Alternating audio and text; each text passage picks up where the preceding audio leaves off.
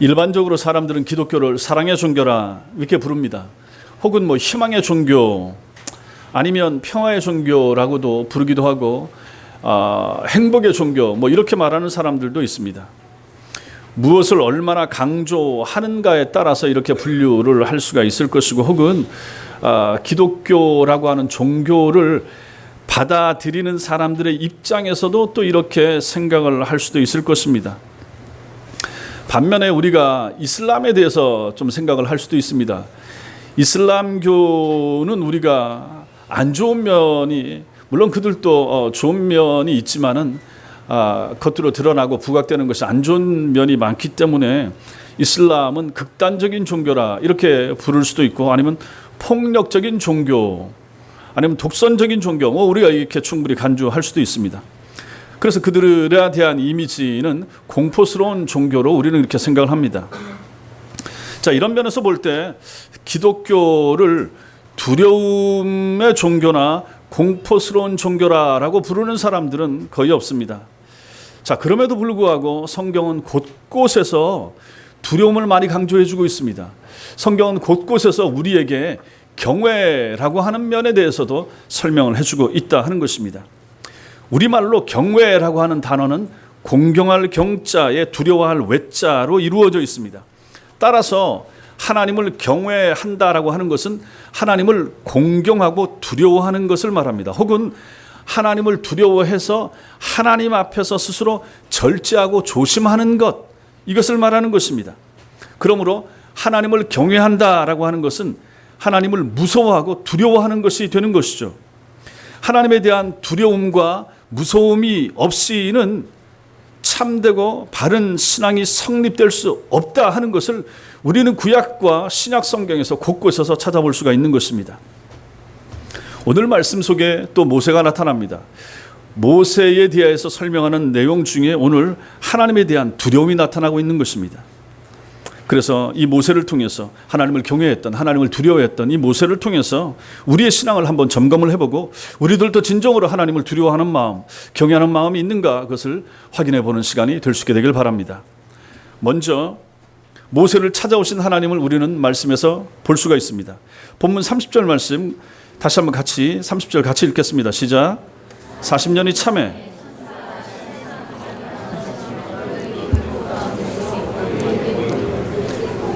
모세의 인생 분류를 셋으로 나눌 수 있다 말씀드렸습니다. 40세 이렇게 나눌 수 있습니다.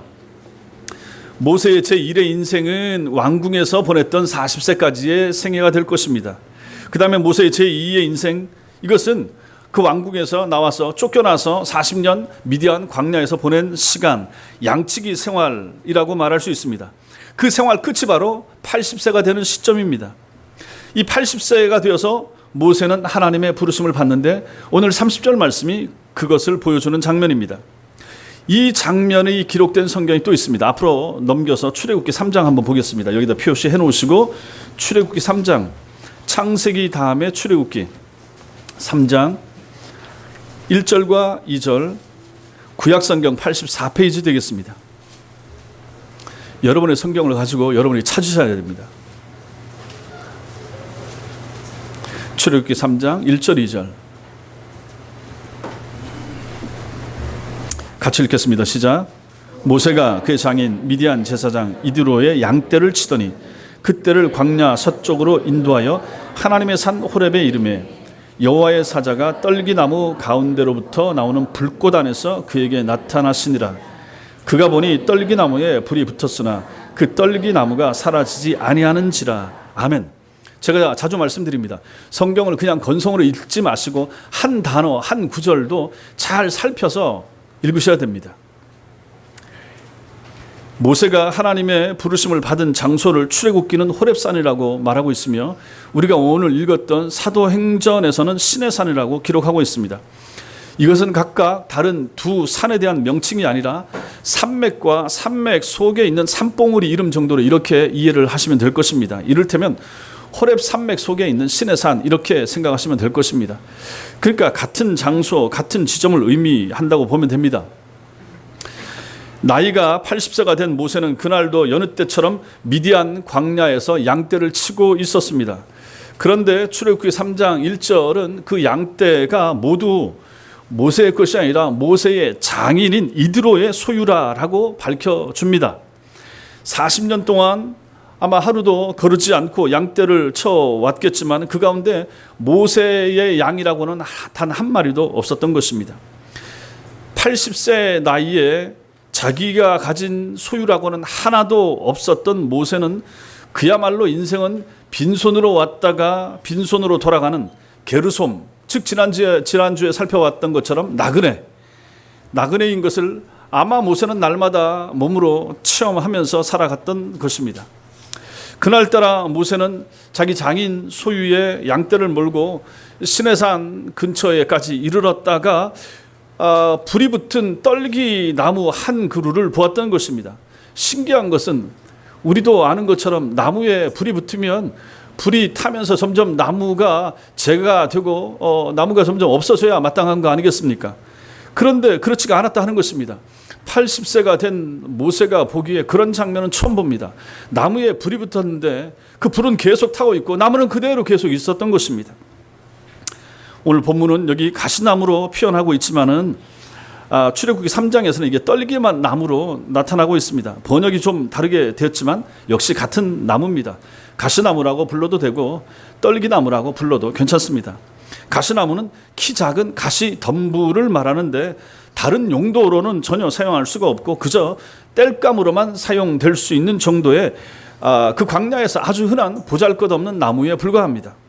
우리는 생각하기에 성경에서 나타났던 어떤 도구나 뭐 이런 것들은 뭐 특별한 뭐가 있는 걸로 생각하기 쉽습니다. 떨기나무도 특별한 나무, 그 다음에 모세가 들었던 지팡이도 특별한 지팡이, 그렇지가 않습니다. 그냥 일반적으로 그냥 평범하고 일반 사람들이 쓰는 그런 것 가운데 그것을 들어서 하나님이 사용하시는 것입니다. 여기에 불이 붙었고 하나님은 모세를 하여금 이 장면을 보게 하셨던 것입니다. 참 흔하고 하찮은 이 나무를 하나님께서 들어서 지금 사용하고 계시다 하는 것입니다. 이것을 통해서 우리가 알 수 있는 것은 가시나무와도 같은 참 흔해 빠진 이러한 나무와도 같은 존재인 별 보잘것없는 80세의 모세를 들어서 하나님께서 사용하시려고 지금 이 일을 하고 계시다라고 하는 것입니다. 마찬가지로 여러분과 저도 얼마나 흔한 사람들 중에 한 사람입니까? 이 땅에 많은 사람들 가운데 그러한 쉽게 만날 수 있는 사람들 가운데 한 사람인 여러분과 저를 하나님께서 부르시고 찾아오셔서 떨기 나무에 불이 붙었던 것처럼 우리 같은 참 보잘것없는 사람들 속에 성령을 주셔서 성령이 우리 마음속에 붙어서 그래서 하나님의 사람이 되어서 지금 쓰임받고 있다라고 생각하면 이게 얼마나 감사한 일입니까?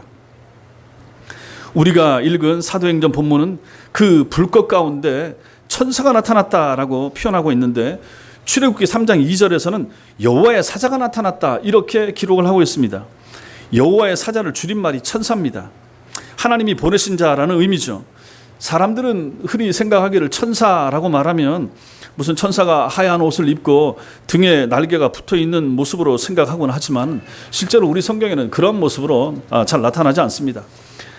사도행전 우리가 읽었던 7장 31절에 나타나는 언급한 천사는 그런 천사가 아닌 것입니다. 모세가 그 광경을 보고 놀랍게 여겨 알아보려고 가까이 가니 말씀에 뭐라고 나옵니까? 주의 소리가 있어 이렇게 말씀합니다. 이 말씀은 이 사도행전 본문 말씀은 불꽃 속에 나타나신 분을 뭐라고 표현합니까? 주라고 표현합니다. 여기 주라고 번역된 헬라어는 퀴리오스인데 삼위일체 하나님을 부를 때 이렇게 부릅니다.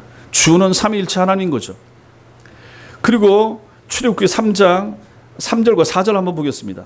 84페이지 출애굽기 3장 3절과 4절 같이 읽겠습니다. 시작. 이에 모세가 이르되 내가 돌이켜 가서 이 큰 광경을 보리라. 그때 여호와께서 그가 보려고 돌이켜 오는 것을 보신지라. 하나님이 떨기나무 가운데서 그를 불러 이르시되 모세야 모세야 하시매 그가 이르되 내가 여기 있나이다. 예, 여기서 출애굽기는 여기에 나타난 이 천사 여호와의 사자 이것을 가지고 여호와시라라고 이렇게 밝혀주고 있는 거죠. 그러므로 여기 나타나는 출애굽기 3장의 여호와의 사자, 그 다음에 사도행전 7장에 나타나는 천사, 그리고 주, 이것은 모두 성부 하나님께서 보내신 구약에 나타나신 성자 예수님이 되시는 것입니다. 성자 예수님께서는 2000년 전 인간의 모습으로 이 땅에 오시면서부터 비로소 구원 사역을 시작하신 분이 아니시라 하는 사실을 여기서도 확인하게 되는 거죠. 성자 예수님이 언제부터 나타났습니까? 언제부터 일하셨습니까? 우리가 창세기 공부 시간에 배웠던 것처럼 창세기 1장에서 세상을 창조할 때부터 그때부터 같이 계셨습니다. 성령 하나님과 성부 하나님과 함께 성자 하나님께서도 그 창조하신 사역에 같이 동참하셨다 하는 것입니다. 또한 오늘 말씀처럼 출애굽기 이것이 기록되는 이런 출애굽 시기에 인간을 위한 구원 사역에서도 여기 지금 나타나셔서 모세를 부르셔서 모세를 소명하는 80세 된 모세를 부르시는 이 장면에 누가 나타납니까? 예수께서 나타나고 계시다 하는 것입니다. 그러므로 예수님은 성경에서 신약에만 나타나는 분이 아니라 하는 것을 여러분들이 정확히 아셔야 될 것입니다. 지금으로부터 3500년 전 호렙산 불타는 떨기나무에 임하셨던 분은 모세를 찾아오신 하나님이시고 이 하나님은 바로 성자 하나님, 성자 예수님이시라 하는 사실입니다.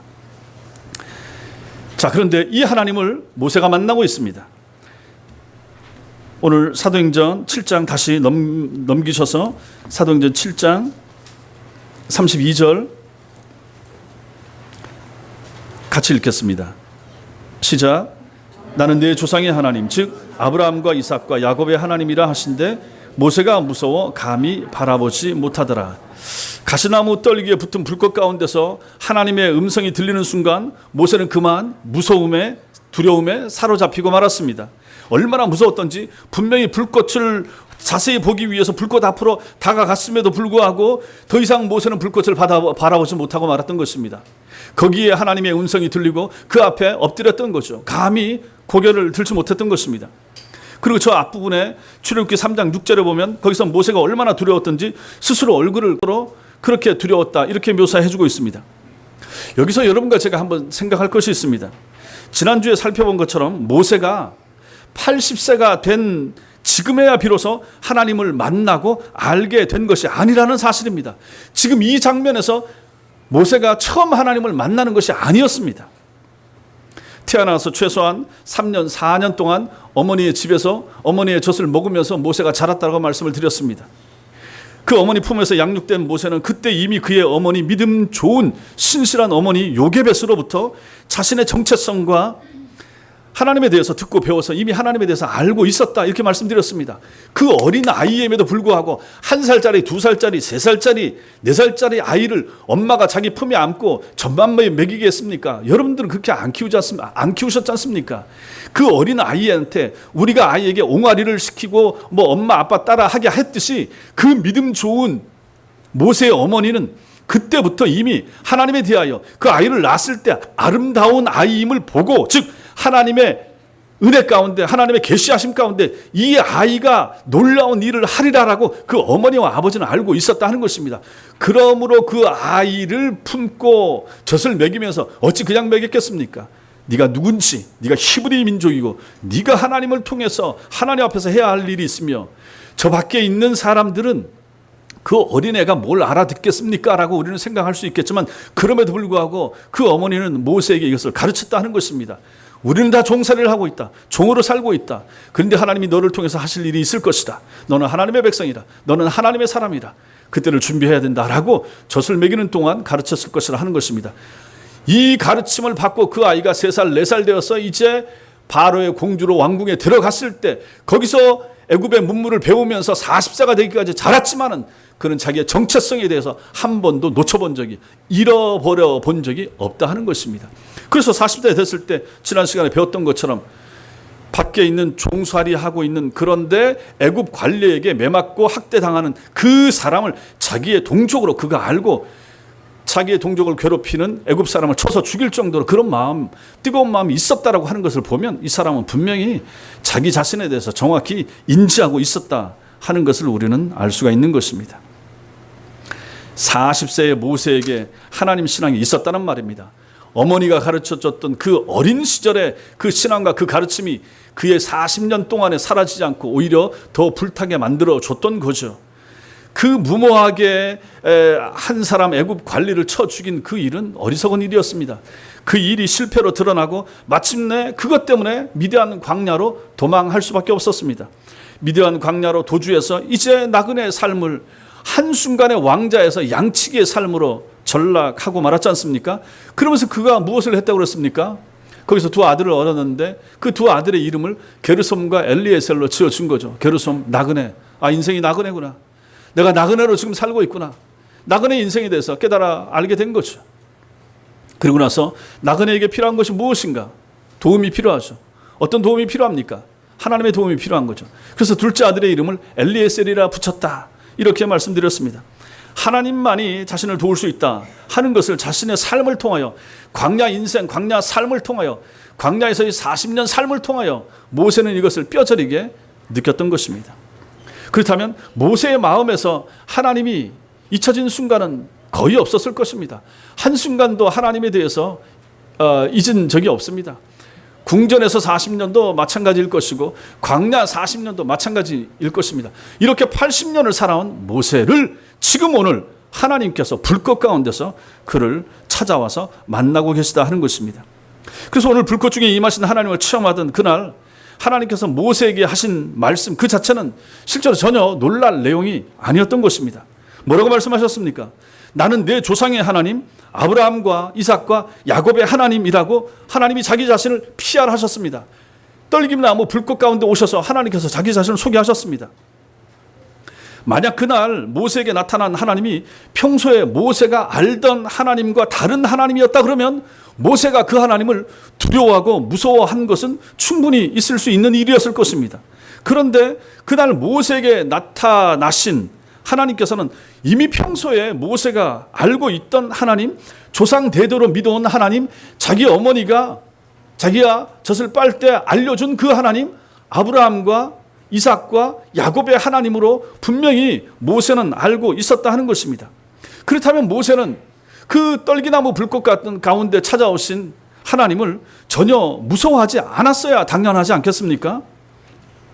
유아기 때부터 들어서 알았던 하나님, 의욕만 앞서서 사고를 쳤던 40세 때는 침묵하셨던 하나님, 광야의 양치기로 늙어가게 하신 하나님을 그가 알았기 때문에 그때 나타나신 그 하나님에 대하여 무서워하는 대신 80세에 자신을 찾아오신, 친히 찾아오신 하나님을 모세는 어떻게 했어야 옳습니까? 환영했어야 되는 거죠. 기뻐하면서 아, 하나님 감사합니다. 저를 찾아와 주셔서 만나 주셔서 고맙습니다. 이렇게 했어야 되지 않겠습니까? 그러나 실제로는 오늘 우리가 말씀에서 보았던 것처럼 그 반대였습니다. 모세는 그동안 관념적으로만, 지식으로만, 머리로만 하나님을 알고 믿어왔지만 지금 불붙는 가시던 나무 이 떨기 앞에서야 비로소 모세는 하나님을 인격적으로 지금 만나고 체험하고 있는 것입니다. 누가 가르쳐줘서 말해줘서 알게 된 그 하나님이 아닌, 이제는 자기 어머니에게 들었던 거기서 그친 하나님이 아니라 자기 눈앞에서 음성으로 찾아오시고 그 하나님을 지금 만나기 때문에 그 앞에서 두려워할 수밖에 없었다 하는 것입니다.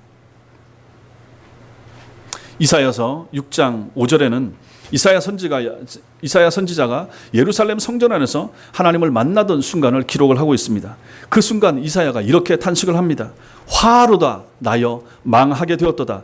나는 입술이 부정한 사람이요 나는 입술이 부정한 백성 중에 거주하면서 만군의 여호와이신 왕을 배웠음이로다. 이렇게 고백을 하고 있습니다. 거룩하신 하나님을 보게 된 이사야의 첫 번째 반응은 두려움으로 벌벌 떨고 그 앞에 엎드리는 것이었습니다. 이사야만이 아닙니다. 여러분과 제가 잘 아는 바울도 그랬습니다.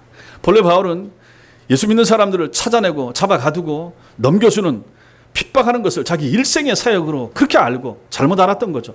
그것이 하나님을 위하는 걸로 알고 그 일에 열심을 냈던 그런 사람입니다. 그 일에 얼마나 열심이었던지 예수 믿는 사람들을 잡아내고 색출하기 위해서 예루살렘에서 213km 정도 떨어진, 여기서 한 대전까지 거립니까? 그 먼 곳에 있는 다메섹이라고 하는 곳까지 찾아가서 원정까지 갈 정도였습니다. 그런데 사도행전 9장에 보면 그 다메섹으로 가는 도상에서 그 길에서 주님께서 그를 찾아오셨습니다. 예수께서 찾아오셨습니다. 예수께서 그를 부르셨을 때 그가 할 수 있었던 일은 뭡니까? 두려움에 사로잡힌 채 땅바닥에 엎드리는 것이었습니다. 그 순간 그는 일시적으로 눈까지 멀정도였습니다. 조금 전까지 멀쩡했던 그가 순식간에 눈이 멀어서 다른 사람의 도움을 받아 다메섹으로 들어가야 했을 때 그의 마음속에 찾아오는 그 공포, 그 두려움, 그것은 얼마나 심했겠습니까? 물론 여기서 말하는 두려움이라고 하는 것은 단순한 공포스러운 두려움을 말하는 것이 아닙니다. 그냥 오싹한 그런 우리가 귀신 체험이라든지 이런 거 했을 때의 그런 두려움, 그런 공포하고 다르다 하는 것입니다. 너무 소중하고 너무 귀한 것에 대한 경외심을 말하는 거죠. 공경하면서도 두려워하는 마음, 경외심 또는 외경심, 이것으로 표현되는 그러한 두려움을 말하는 것입니다. 압도적인 어떤 사람이나 광경, 놀라운 광경을 대했을 때 우리가 입이 딱 벌어지면서 어찌 이런 일이, 어찌 이러한 광경이, 어찌 이러한 장면이 있을 수 있을까 싶어서 다른 생각 아무것도 안 나는 그 압도당하는 마음, 그 압도당하는 그 마음의 정서, 상태, 이 상태, 이것을 가지고 경외심, 외경심 이렇게 표현하는 것입니다. 그 두려움을 여기서 말하는 거죠. 이런 쪽으로만 하나님을 알고 믿던 사람이 삼위일체 하나님을 인격적으로 만나게 될 때 보이는 반응으로서의 두려움, 그것을 지금 여기서 이렇게 말하는 것입니다. 누구든지 이러한 의미의 두려워하는 마음의 상태를 만약에 경험해 본 적이 없으시다면 그 사람은 아직 하나님을 경험해 보지 못한 상태라고 그렇게 말할 수 있을 것입니다.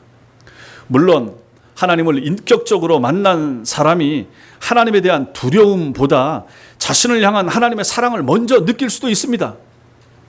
그러나 하나님에 대한 두려움이 없는 하나님을 향한 사랑이란 인간의 단순한 주관적인 느낌일 뿐 참된 하나님에 대한 사랑일 수 없을 것입니다. 하나님에 대한 사랑을 먼저 느낄 수 있습니다. 그럼에도 불구하고 다시 그가 느껴야 될 것은 하나님에 대한 두려움이 되는 것입니다. 성경에 나타나는 모든 하나님의 사람들을 보십시오. 그 자비하신 그 사랑이 충만하신 하나님을 만났음에도 불구하고 그 하나님 앞에 가지는 첫 번째 그의 감정이 무엇입니까? 경외심인 거죠. 두려움인 거죠. 전능자 하나님 앞에 선 피조물인 미물에 불과한 내 자신의 모습을 발견할 때 느끼는 두려움, 경외심, 그것은 반드시 우리 마음속에 있어야만 되는 그런 감정이 되는 것입니다. 그러므로 우리는 경외심 속에서 하나님을 만날 수 있어야 됩니다. 오늘 모세나 이사야나 바울처럼 이러한 감정이, 이러한 경험이, 이러한 만남이, 이러한 체험이 여러분과 저에게도 필요하다 하는 것입니다. 이러한 체험이 여러분과 저에게도 있게 되기를 바랍니다. 자, 그렇다면 이렇게 하나님을 인격적으로 만난 사람들이 하나님에 대한 이 두려움에 사로잡히게 되는 이유는 무엇인가? 이것도 좀 볼 필요가 있습니까? 볼 필요가 있는 거예요. 왜 이런 두려움에 사로잡히게 되는가? 근본적인 그것은 바로 인간의 죄 때문에 그렇습니다. 죄성 때문에 그런 거죠. 깊고 깊은 인간의 죄성 때문에 그렇습니다. 이 근거가 어디입니까? 창세기 3장입니다. 창세기 3장에서 하나님이 금하신 선악과를 따먹고 범죄한 아담과 하와가 처음으로 느낀 감정은 두려움이었습니다. 창세기 3장 10절에 내가 동산에서 하나님이 찾아오시니까 아담아 네가 어디 있느냐 이렇게 하니까 아담이 숲을 뒤에서 이렇게 고백합니다. 내가 동산에서 하나님의 소리를 듣고 내가 벗었으므로 두려워하여 숨었나이다. 이렇게 고백했던 것입니다. 두려움의 감정이라고 하는 것은 하나님께서 그 백성들이 갖기를 원했던 감정은 결코 아니었습니다. 하나님께서 아담과 하와를 만드시고 에덴 동산에서 두고 기뻐하셨으며 아담이 지음 받아서 눈을 떴을 때 하나님을 어떤 모습으로 어떻게 만났을지는 모르겠습니다. 하나님이 눈에 보이는 형상이 아니니까. 그럼에도 불구하고 그 하나님을 처음부터 두려워하고 무서워했겠습니까? 절대로 그렇지 않습니다. 기뻐하고 감사하고 감격했겠죠. 그리고 하나님께서 만드신 자기의 갈빗대를 취해서 만든 하와를 봤을 때도 그에 대한 감격과 기쁨 때문에 하나님 앞에 감사합니다. 이는 내 뼈 중에 뼈요 살 중에 살입니다. 이렇게 고백했던 그런 모습을 본다 그러면 두려움에 대한 감정, 두려움의 감정, 공포스러운 감정은 하나님이 인간에게 갖기를 원했던, 처음부터 갖기를 원했던 그런 감정은 결코 아니었다 하는 것입니다. 이 감정은 언제부터 생겼습니까? 타락 이후에 생긴 것입니다. 하나님의 말씀을 거역해서 쫓겨나게 될 그 시점부터 생겨서 그 두려움의 마음을 가진 채 이제 에덴 동산 밖으로 추방되고 이 험악한 세상을 살아가면서 그 이후에 모든 마음속에는 이 공포, 갖가지 공포가 다 여기서 나오는 거죠. 인간 삶 가운데서 동물을 두려워한다든지 뭐 별별 두려움, 병에 대한 두려움, 뭐 사업에 대한 두려움이라든지 장래에 대한 두려움, 모든 불안과 모든 두려움의 감정은 다 이 죄로 말미암아 추방된 인간의 마음속에 찾아 들어오는, 이제는 사라질 수 없는 본능적인 그런 감정이 된다 하는 것입니다. 죄의 결과 때문에 그런 것입니다. 그 후로는 누구든지 하나님 앞에 서는 순간 자신의 모든 죄가 벌거벗은 듯이 드러나게 되고, 죄의 삭은 사망이기에 죄인인 인간은 하나님에 대한 두려움을 느낄 수밖에 없게 되었고, 이것은 실제로 정상적인 감정이 되는 것입니다. 여러분과 제가 하나님을 제대로 만나고 하나님 앞에 바로 서면 우리 마음속엔 두려움이 있습니다.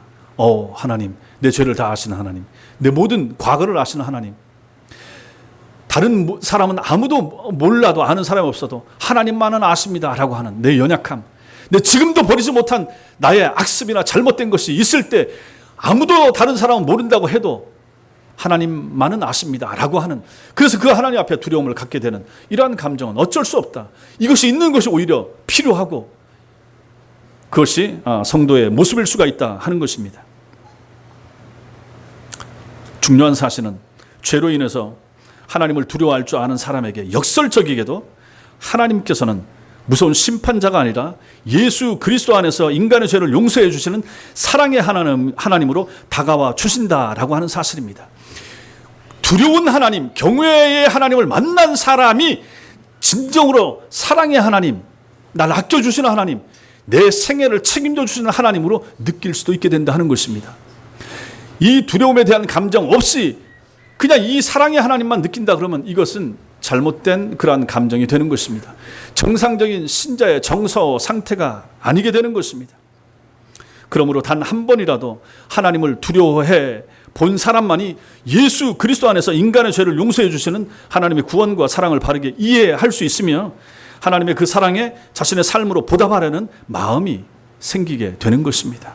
바꾸어 말하면 하나님의 사랑을 알고 믿는다면서도 자신의 죄로 인해서 하나님을 단 한 번도 두려워해 본 적이 없는 사람이라면 그가 말하는 하나님의 사랑이란 공허한 지식에 불과하고, 그런 사랑은 사람을 변화시키는 어떤 능력도 가져오지 못할 것이다 하는 것입니다. 만약에 제가 그러한 두려운 하나님, 무서운 하나님에 대하여 한 번도 경험해 본 적이 없으면서 하나님의 사랑에 대해서 얘기한다 그러면 그 사랑이 얼마나 효력이 있겠습니까? 제가 경험해 보지 못한 하나님의 두려움, 하나님을 향한 경외심, 그것도 전하지 못하고 하나님의 사랑에 대해서 전하는 것은 얼마나 허황된 것입니까? 의미가 없는 것입니다. 여러분과 제가 모두 다 마찬가지입니다. 그래서 성경 속에서 많은 선지자들이, 많은 하나님의 사람들이 여호와 하나님을 경외하라, 즉 하나님을 두려워하라 라고 외친 이유가 여기에 있는 것입니다. 사도 바울은 고린도후서 7장 1절에서 그런즉 사랑하는 자들아, 이 약속을 가진 우리는 하나님을 두려워하는 가운데서 거룩함을 온전히 이루어 육과 영의 온갖 더러운 것에서 자신을 깨끗하게 하자, 이렇게 강조했던 것입니다. 오직 하나님을 두려워하는 사람만이 거룩함을 온전히 추구하면서 모든 더러움으로부터 자신의 영혼과 육체를 정결하게 할 수 있기 때문에 그런 것입니다. 이것은 너무나도 당연한 말입니다. 하나님을 두려워하지 않는 사람, 하나님을 향한 경외심이 없는 사람은 결코 정결한 삶을 추구하지 않죠. 왜요? 하나님 무섭지 않으니까요. 심판하는 하나님을 무서워하지 않고 그 하나님을 의식하지 않는데 내 행위에 대해서 왜 반성하겠습니까? 그럴 마음이 전혀 없다 하는 것입니다.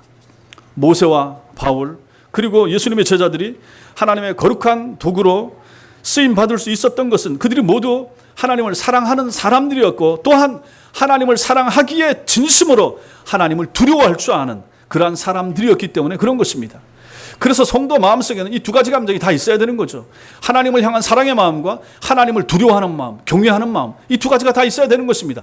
그래야 정상적인 신자의 삶을 살 수 있게 되는 것입니다. 결국 참된 성도는 날마다 하나님을 경외하는 사람, 모든 삶의 현장에서 하나님을 두려워하는 사람입니다. 그 두려움은 하나님을 향한 사랑에서 저절로 배어나오는 그러한 두려움인 것입니다. 이러한 경외심, 이러한 두려움이 여러분과 저에게 항상 있게 되기를 바랍니다. 자, 마지막으로, 그렇다면 우리는 오늘날 왜 교회가 세상으로부터 수많은 비난과 비판을 받고 있는지, 그 본질적인 이유가 뭔지를 어렵지 않게 알 수 있습니다. 교회를 이루고 있는 그리스도인들인 여러분과 저 우리 자신들이 하나님에 대한 두려움을 갖고 있지 않기 때문에 그런 것입니다. 하나님에 대한 경외심이 없기 때문에 실제적으로 오늘날 세상으로부터 그렇게 많은 비난과 비판을 받게 된 것입니다. 우리가 여러분들이 하나님에 대한 두려움을 잃어버렸을 수도 있습니다. 예전에는 하나님이 두려웠었는데, 두려운 마음들이 있었었는데 그 감정이 다 사라진 것입니다. 없어진 것입니다. 그랬을 수도 있고, 혹은 아예 신앙생활 처음부터 하나님에 대한 두려움을 모른 채 신앙생활의 길에 들어서서 지금까지 달려왔을 수도 있습니다. 하나님에 대한 경외심, 하나님에 대한 두려움에 대한 설교나 이런 가르침을 배우지 못하고, 그래서 자신도 그런 경험이 없이 그저 하나님의 사랑, 하나님의 은혜, 하나님의 자비, 좋으신 하나님, 번성케 하시는 하나님, 형통하고 잘되게 하는 하나님에 대한만 들어왔기 때문에 그러한 하나님에 대한 두려움을 모른 채 지내왔을 수도 있다 하는 것입니다. 어쨌든 이 두 가지 경우 모두 현재 하나님에 대한 두려움이 없이 지내는 것은 마찬가지입니다. 지금 여러분 마음속에 두려움이 있는가 살펴보시라 하는 것입니다. 예전에 정말 그런 경험이 있으셨습니까? 잘한 것입니다. 지금은 어떻습니까? 이렇게 하나님께 대한 두려움이 없는 사람이 외치는 하나님의 사랑은 사람을 살리거나 변화시키는 능력이 되지 못하고 도리어 가식적인 사람을 만들거나 형식적인 교인을 길러내고 말 것입니다. 그래서 하나님을 두려워하지 않는 성도의 신앙은 세속적인 모습에서 벗어나지 못한 채 그 삶이 믿지 않는 사람과 전혀 구별되지 않는 지경에까지 이르거나 혹은 불신자만도 못한 상태에 떨어지는 일도 바로 이것 때문에 그런 것입니다. 이유가 무엇입니까? 경외심이 없기 때문에 그런 것입니다. 하나님에 대한 두려움이 없으면 이렇게 됩니다. 사람은 두려워할 필요 없습니다. 교회 안에서도 마찬가지고 세상에서도 마찬가지고 우리가 사람은 두려워할 필요 없습니다. 그러나 하나님은 두려워하셔야 됩니다. 성도인 여러분과 저의 마음속에 하나님에 대한 두려움은 있으셔야 됩니다. 그래야 삶이 정결해집니다. 그래야 거룩을 추구하게 됩니다. 그래야 죄 가운데 거하지 않으려는 그런 열망이 마음속에 솟아나게 되는 것입니다. 교회와 교인들의 신앙에 있어서 개혁의 필연성을 말한 것이 어제 오늘의 일은 아닙니다. 한국교회가 바뀌어져야 된다, 개혁돼야 된다, 고쳐야 된다, 사람들이 말은 많이 합니다. 그러나 우리의 현실은 여전히 개혁과는 거리가 멉니다. 교회 안에서 뭐 개혁한다고 하면 어떤 교회들은 뭐 개혁하는 뭐 위원회를 만들고 뭐 그러면서 무슨 단체나 조직을 만들어서 또 뭐 하려고 하고, 바깥에서도 교회 연합 기구들도 마찬가지입니다. 개혁이라고 하는 단어를 집어넣은 단체들이 얼마나 많은지 모릅니다. 다 교회를 고쳐보고 싶어하고 한국 기독교를 바꿔보고 싶어하는 마음들은 가지고 있습니다. 그러나 개혁은 잘 되지 않습니다. 그 이유는 무엇입니까? 개혁을 말하면서도 어떤 제도나 조직을 고치려고는 하지만은 사람들 마음에 죄인된 성향을 바꾸는 일은 하지 않기 때문에 그런 것입니다. 마음 바꾸는 일에 있어서는 마음이 없고 실패하기 때문에 그렇다 하는 것입니다. 그 마음의 성향을 바꾸는 것이 바로 성도들이 하나님을 두려워하는 마음을 회복하는 것입니다. 이것이 필요하고 중요합니다. 이것이 오늘날 여러분과 저 우리의 문제가 되는 것이죠. 생각해 보십시오. 하나님을 두려워하는 사람이 하나님의 말씀이나 가르침을 등한히 할 수 있겠습니까? 하나님을 두려워하는 사람이 자신의 죄를 사해 주신 예수님의 사랑을 배신하는 그런 행동이나 말을 할 수 있겠습니까? 하나님을 경외하여 스스로 조심하는 사람이 세상이나 자신을 하나님 자리에 대신 버젓이 그렇게 세울 수 있겠습니까? 못합니다. 불가능합니다. 하나님을 두려워하는 사람이라면 자신을 구원해 주신 하나님의 사랑을 힘입어 거룩하고 정결한 삶을 살고자 날마다 애쓰지 않겠습니까? 필요합니다. 그러면 이 시간 여러분과 제가 모두 정직하게 하나님 앞에서 이 말씀 앞에서 한번 대답해 보셔야 됩니다. 여러분은 정말로 하나님을 두려워하고 계십니까? 여러분 마음속에 정말 하나님을 경외하는 마음이 있습니까? 그런 마음 가지고 교회로 오십니까? 오늘 주일 예배를 드리고자 교회로 오시면서 그런 하나님에 대한 그런 경외심의 마음을 가지고 이 예배 자리에 찾아오셨습니까? 이제 예배를 마치고 나가실 때 세상을 향해 나가시면서 여러분 마음속에 여태까지 예배를 드리시면서 숱하게 예배를 드리시면서 주일 예배를 마치고 나가면서 그런 하나님을 경외하는 두려워하는 마음을 가지고 세상으로 가정으로 돌아가셨습니까? 월요일부터 하루를 시작하면서 그런 마음 가지고 생활을 한 적이 얼마나 되십니까? 한번 생각을 해보시라 하는 것입니다. 정직하게 한번 대답을 해보시라 하는 것입니다. 시내산에서 모세가 하나님을 두려워했듯이, 예루살렘 성전 안에서 이사야가 하나님을 두려워하여 그 앞에 엎드려졌듯이, 다메섹 도상의 바울이 하나님에 대한 두려움으로 고꾸라졌듯이, 여러분 정말로 여러분을 찾아오신 하나님을 단 한 번이라도 두려워해 본 적이 정말로 있으십니까? 신앙생활 하시면서 5년, 10년, 20년 모태신앙으로 지내오신 분들도 한번 생각해 보시라 하는 것입니다. 물론 그런 분들이 있을 수 있습니다. 좋습니다. 잘하셨습니다. 그건 괜찮습니다. 그건 정상입니다. 그러나 만약에 이러한 감정, 여러분들이 지금 직분이나 신앙생활 연조하고 전혀 상관이 없습니다. 정말로 여러분들이 신앙생활을 해오시면서 지금까지 단 한 번이라도 그렇게 두려운 하나님을 전 인격적으로 만난 경험이 있다. 그럼 그건 정상입니다. 그건 다행입니다. 만약 그게 없다 그러면 그건 문제입니다. 나는 하나님을 두려워해 본 적이 없습니다. 하나님에 대한 두려움의 감정이 한 번도 내 마음속에 있어 본 적 없습니다 라고 말하면, 그것은 성경으로 따지면, 성경의 근거에서 말씀드리면 여러분은 하나님을 진심으로 진정으로 만나본 적이 없으신 분입니다. 하나님에 대한 체험이 없으신 분입니다. 그럼 그것을 바꾸셔야 됩니다. 그럼 여러분 기도하셔야 됩니다. 하나님, 내게 하나님에 대한 두려움이 필요합니다. 하나님, 내게 진정으로 하나님에 대한 경험이 필요합니다. 내가 어찌 하나님에 대한, 성경은 이토록, 하나님의 사람들이 이토록 자주, 이토록 많이 하나님에 대한 경외심을, 하나님에 대한 두려움을, 무서운 하나님에 대하여 말씀하고 있음에도 불구하고 나는 어찌 이렇게 담대한지, 나는 어찌 이렇게 죄악되었는지, 나는 어찌 한 번도 하나님에 대한 두려움이 없었습니까? 왜 내 마음속에는 그저 사랑의 하나님, 좋으신 하나님, 내 기도를 들으시는 하나님, 평안 주시는 하나님, 이 하나님만 있었지, 내 마음속에는 어찌 하나님에 대한 두려움, 이 무서운 하나님, 두려운 하나님, 내가 경외해야 될 하나님에 대하여 내 마음속에 한 번도 생기지 않았습니까? 라고 여러분들은 물어보셔야 됩니다. 그래서 성도다운 삶의 모습이 없고 말씀에 대한 사모함이 부족하며 천국에 대한 소망이 마음속에 자리 잡지 못하는 이유가 바로 근본적인 잘못된 것이 있었기 때문에 그런 것입니다. 그것은 바로 하나님에 대한 경외심 상실, 하나님에 대한 두려움 부족, 하나님의 두려우심에 대한 결핍, 그 결핍의 감정, 그것 때문에 여러분과 제가 정상적인 신앙생활을 못하는 경우가 얼마나 많은가 하는 것입니다. 저도 마찬가지입니다. 살아가면서 정말로 두려우신 하나님, 어미하신 하나님, 내 말씀을 다 들으시고 다 스캔하시고 다 보시고 다 살피시는 하나님을 정확히 알고 인지한다 그러면 함부로 말하는 것이 얼마나 많이 줄겠습니까? 의미 없는 행동들이 얼마나 많이 절제가 되겠습니까? 오늘 말씀 여러분과 저에게 그것을 알려주고 있다 하는 것입니다. 사랑하는 성도 여러분, 주님의 참된 제자가 되고 정말로 경건한 성도로 살기를 원하십니까? 그렇다면 하나님을 두려워하는 사람이 되시기 바랍니다. 하나님을 두려워하는 마음이 여러분 마음속에 있으셔야 됩니다. 하나님을 경외하는 것도, 예수 그리스도 안에서 거룩하고 정결한 삶을 추구하는 것도, 교회와 성도들을 아끼고 사랑하는 것도 모두 하나님을 두려워하는 마음으로부터 시작됩니다. 이것은 정답입니다. 이것은 틀림없습니다. 하나님을 두려워함 없는 신앙생활의 모든 쌓아오는 기초나 그 위에 모든 쌓아오는 탑들은 허상입니다. 무너지고 말 것입니다. 흔들릴 수밖에 없습니다. 시편 33편 8절은 온 땅은 여호와를 두려워하며 세상의 모든 거민들은 그를 경외할지어다, 이렇게 말씀합니다. 이것은 신자나 불신자 모두에게 해당되는 말씀입니다.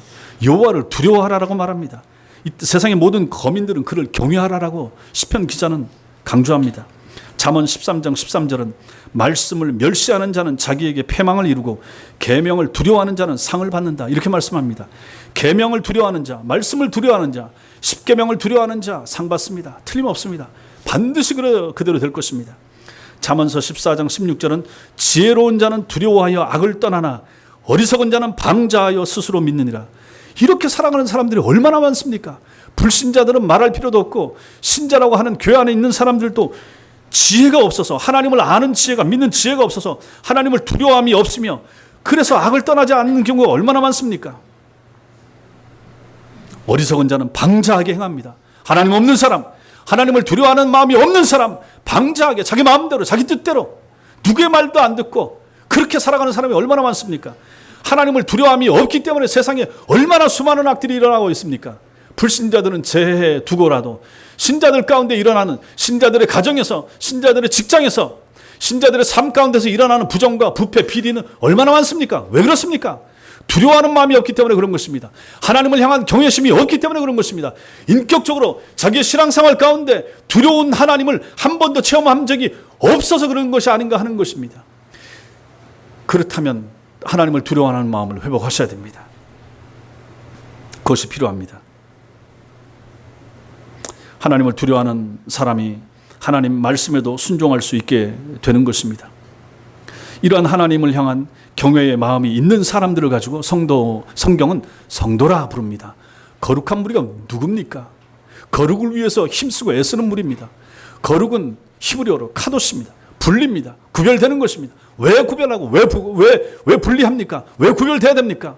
하나님이 살아계시기 때문에 그런 것입니다. 하나님이 두렵기 때문에 그런 것입니다. 하나님이 심판하시기 때문에 그런 것입니다. 그 하나님 앞에 나는 구별되고 싶은 것입니다. 그 하나님 앞에 세상과 분리되고 싶은 것입니다. 그 하나님 앞에서, 그 두려운 하나님 앞에서 나는 정결한 삶을 추구하고 싶은 것입니다. 그 마음을 가진 사람이 누굽니까? 이 사람이 바로 성도인 것입니다. 이 사람이 신자입니다. 이 사람을 가지고 성도는 거룩한 무리라고 부르고, 하나님께서는 이러한 마음을 가지고 이 험악하고 이 더럽고 이 추잡한 세상을 바르게 정결하게 잘 살라고 애쓰는 사람들을 구별하고 계시며, 구별해서 교회로 모으시고 이 구별된 교회를 가지고 궁극적으로 하나님께서는 천국으로 옮기실 것입니다. 이 사람들이 천당 들어가는 것입니다. 하나님을 두려워하는 마음이 없는 사람 천당하고 상관없습니다. 무서운 말씀이 되는 것입니다. 그러므로 성도 여러분, 하나님을 두려워하셔야 됩니다. 매일매일의 삶 가운데서 말씀을 펴시고 읽어보십시오. 제 얘기가 아니라 하나님의 말씀이 그것을 얼마나 많이 강조하는지. 살아계신 하나님은 불꽃 같은 눈으로 우리의 모든 행위를 다 마음 속까지 살피시는 하나님이십니다. 그러므로 그 하나님을 두려워하셔야 됩니다. 그 하나님에 대한 경외심이 필요합니다. 이러한 마음, 이러한 믿음, 이러한 하나님을 향한 경외심으로 충만한 성도들이 다 되시기를 주님의 이름으로 축원합니다. 기도하겠습니다.